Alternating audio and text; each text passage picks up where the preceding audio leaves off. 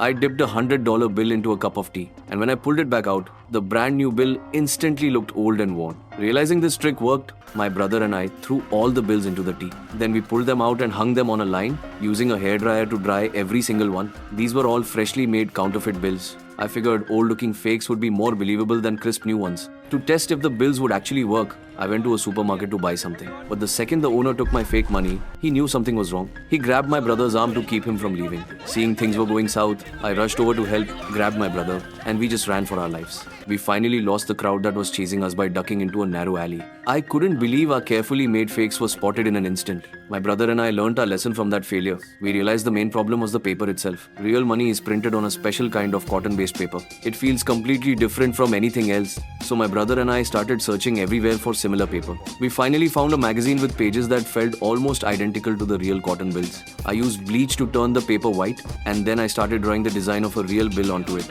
After some careful carving and drawing, I heated and polished the template. And just like that, I had made my own printing plate. Next, I pressed the plate onto the paper, and one by one, the fake bills were born. I took one of the newly printed fakes to the store. To make sure we could get away, my brother even grabbed my arm from behind, ready to pull me out of there. When I handed the fake bill to the owner, it actually worked. He took the money. Next, I contacted a guy who buys counterfeit bills, ready to trade my fakes for real cash. But the guy didn't believe I had the skills to make them. To win over this major client, I pulled out 2 real bills and one of my fakes. I mixed them up right in front of him and challenged him to find the counterfeit. He studied them for a long time but couldn't spot the fake. Once he saw what I could do, he placed an order for 50 million on the spot. But with our limited equipment, there was no way we could print 50 million in time. Then I suddenly remembered my uncle, who owns a printing press. I planned to bring my uncle in on the operation. But, of course, he didn't believe me either. To get rid of his doubts, I took him out to dinner and deliberately paid the bill with one of my fakes. I could see my uncle was incredibly nervous.